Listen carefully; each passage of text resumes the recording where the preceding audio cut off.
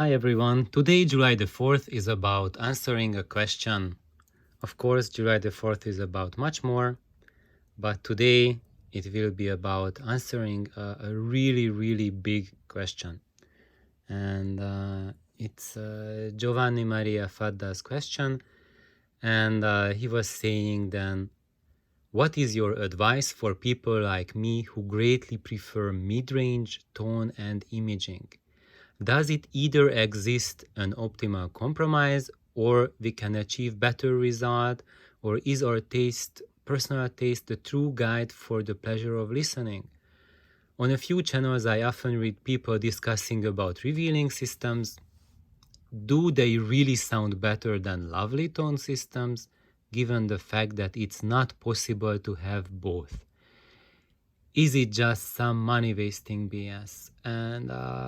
And his question is really truly something that when you look at what people want from reviews online, this is the core. Is that I want to listen to music and I want it to sound good. If I get an audiophile system, a high-end system, it has a revealing sound, but does it mean that it sounds good as well?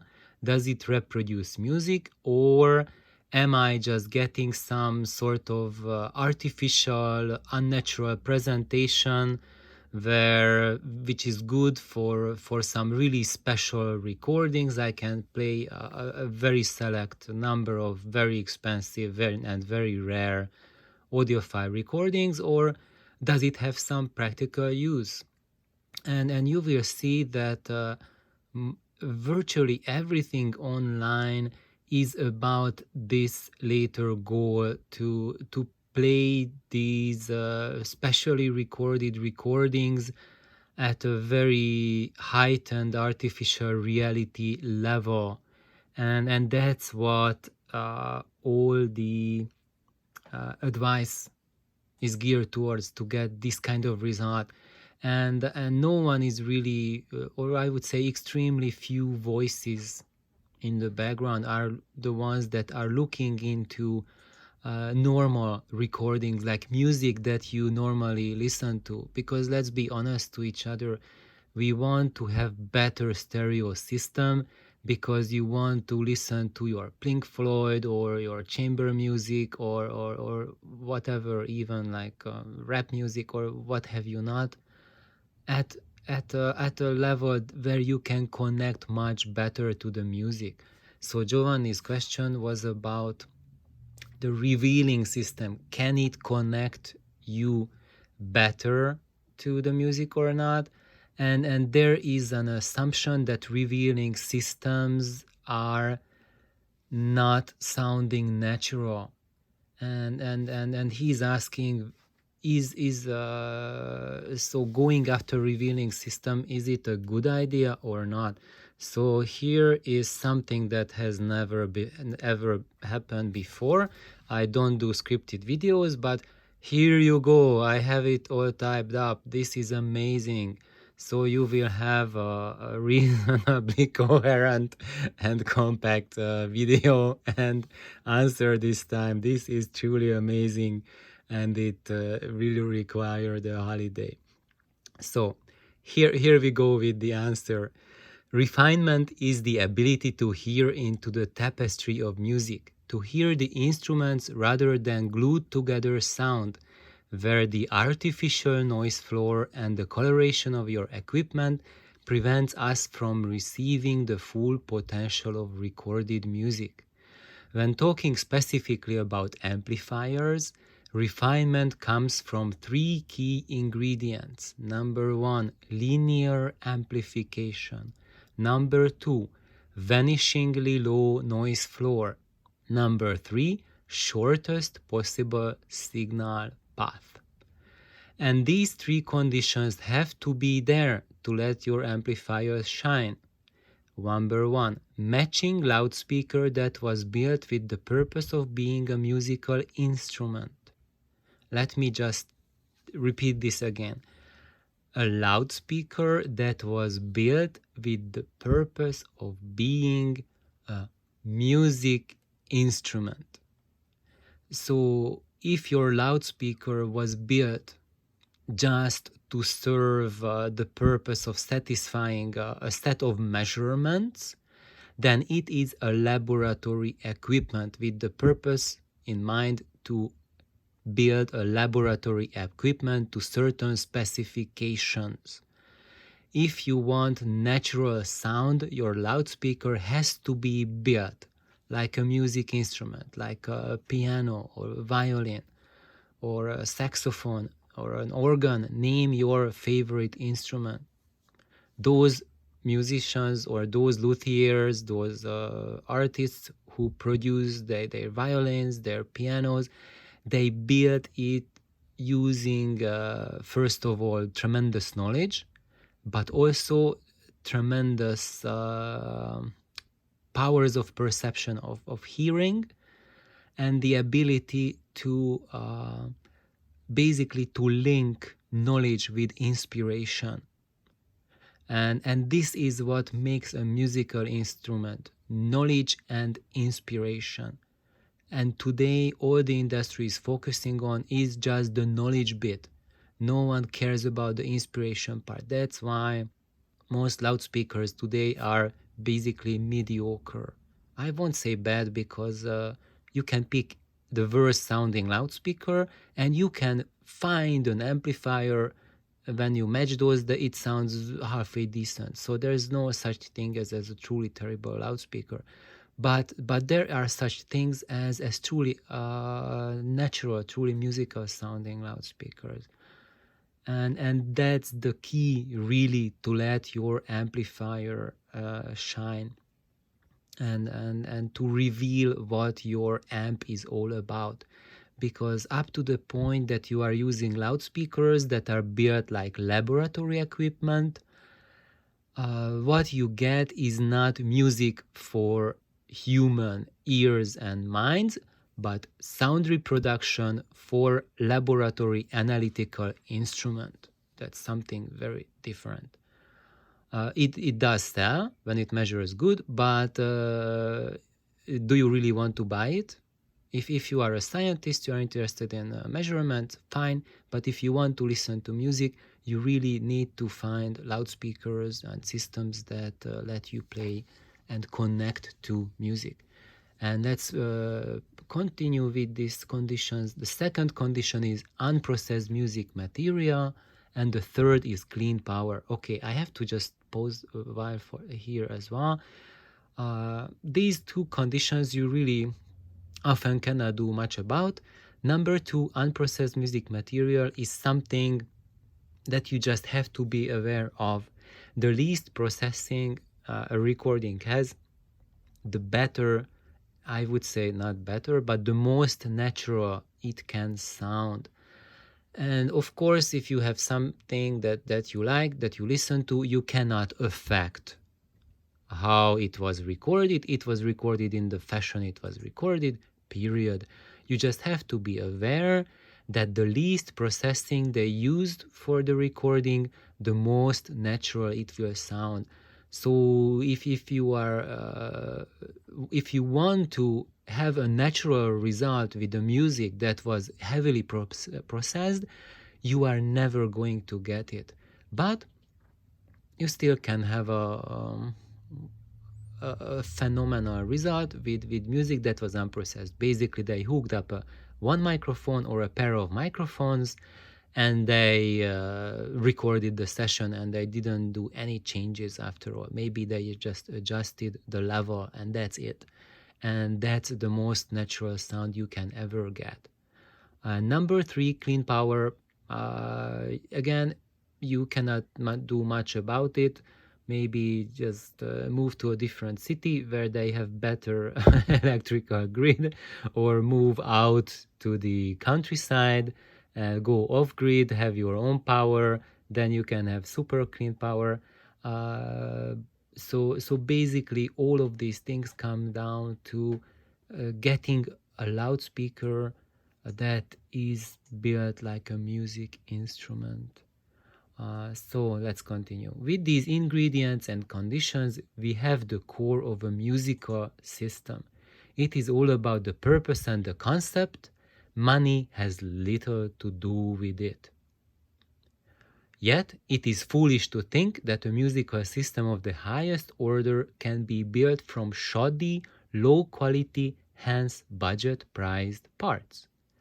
On the other hand, over-engineered, overpriced parts do not guarantee success either, but they become a terribly powerful tool in the hands of a masterful craftsman. But is there a need for these highly coveted, revered parts? Is it true that budget products always force us to mediocrity? These two were the mantras that I have started out with as a young builder. Everyone said that you need those Tango transformers, otherwise do not even try building a single-ended amplifier, because it will not be the best amp you ever hear. But come on, do you want to hear the best amplifier ever built, or you just want to hear something that is already a big revelation for you? To have that fantastic natural sound, you do not truly need those Tango transformers. But I will have to tell you that those Tangos and Tamuras, Hashimoto's and the like, they will give you that type of ultimate resolution and detail level. And then when people look at popular amplifiers which have this ultra revealing mechanized sound, that's when you can catch up and go beyond that, when you have a Tango or a Tamura or a permalloy core or nickel core or cobalt core transformer with silver windings. That's when you can surpass the current leading edge of technology with such transformers.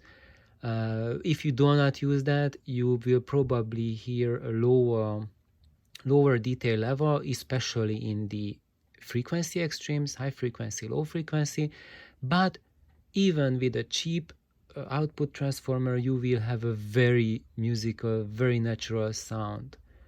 So let's just go back here where I left off. A musical and highly revealing amplifier can be built on an extreme budget.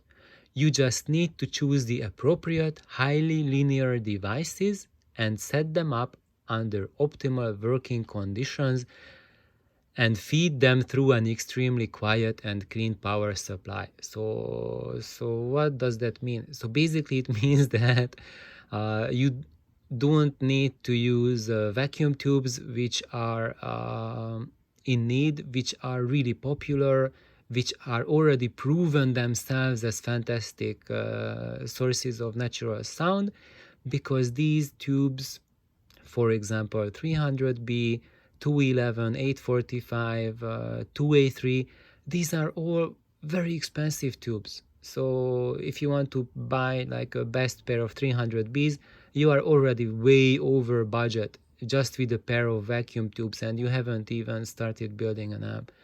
So what I'm saying is that you can pick like $10 or $20 or $25 output tubes and set them up under proper conditions, and this still will give you, I would say, a very similar result that you would get from very coveted vacuum tubes, but different flavor. So if you are in love with the 300B sound, then if you use any other vacuum tube to mimic that exact sound, you will fail. It will not work. What we have to know is that whichever kind of tube we are using, they all have their unique voicing. It's like singers, like imagine like 300B is like, maybe let's call it like Jose Carreras, like a singer. And there's another tube like 845, it's maybe like Luciano Pavarotti. And like a 45 is maybe like Maria Callas. So if you are picking a tube, it's like picking a different singer, and all of them have the different look on music, how they project it. But all of them have a valid point. All of them have their own unique strength. So do not be afraid to go on a route which uses something that might not give you the bragging rights, but it will give you music. Let's continue. Then comes the output transformer. My discovery is that you can use a modest output transformer when you run it extremely conservatively. What does that mean? So it means that, for example, you have a 20 watt rated output transformer and you use it with a 2 watt output tube. So basically, you are using it very conservatively. That's what it means, that you stay well below the power ratings. And that's the secret. So as one key difference between budget and great output transformers is that the great output transformer is designed to handle much higher signal levels. As long as you use only a fraction of the core's magnetic capacity, you are far away from transformer clipping and bandwidth limitation. You can even use a lowly Hammond 125 ESC, which is a really cheap output transformer, and I've been using it with tremendous success, and get results that place your amplifier into the amplifier for life category. Later, you can upgrade for a better output transformer, and the learning experience will make you understand what audio equipment does to the sound. One of the worst mistakes you can make on your audio path is to go for the very best from the start. In this case, you will miss experiencing the spectrum, and you will never fully grasp what you have and what does what in your equipment chain. You simply cannot jump from elementary school to graduate school and expect passing grades. So what is this? So when I started out on my audio journey, and I told Stu, my mentor, that Stu, I want to build an amplifier like the Ongaku. And if I had enough money, I would just buy it. And then he was smiling at me and he said, no, do not do that. Even if you had money for that, then just you should buy the basic model of Audionaut, if Audionaut is your persuasion, and then go for the next one and go step by step. And I was just blinking at him like, what sort of advice is that? And after 20 years, I understand what he was saying back then, is that if you start with something that is perceived as the very best, then you have no anchor, you have no background, you don't know what is the range, and for me it has been crucial to play around with these cheap output transformers, with vacuum tubes which are virtually unknown, and trying to get the most out of them, because this is how I learned what their true potential is. And that's how I learned that you do not need to throw bucket loads of money on projects to make them work to stellar degrees. And of course, if you improve your parts quality, you will get better results. But what no one really is talking about, that even with these budget parts, you can get about 80% of the results that you would get from using those very, very high priced, expensive, and very well built parts. So let's stop here for today. So thank you for tuning in. As you have noticed, in the past week and probably the next week, I have posted and will be able to post only very minimal number of videos. So when you go, if you want to get to know more about building amplifiers, about audio, just go to my YouTube website. So if you found my video or another of my videos, just go, let me see where we are. Here we go.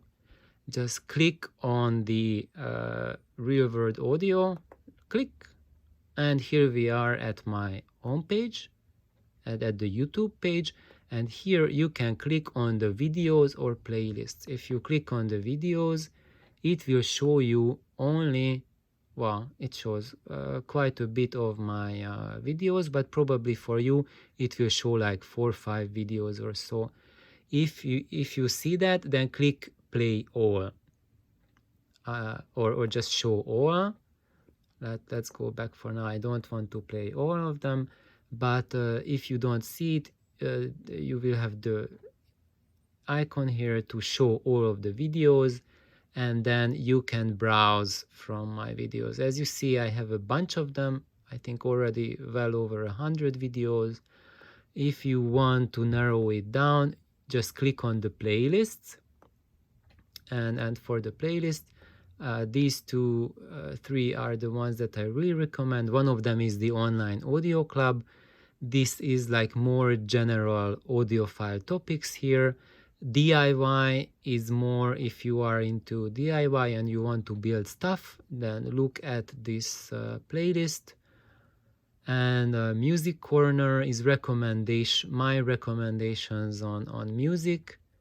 And this is a couple of videos with my Ampex amplifier. This has a couple of sound recordings in it, as well as how I rebuilt these amps. And I have here the recommendations playlist. These are not my videos. These are YouTube videos that I recommend for you to check out, because it highly contributes to your audiophile journey. So thank you for tuning in. Thank you everyone for joining and sharing. And please like and subscribe. Bye bye.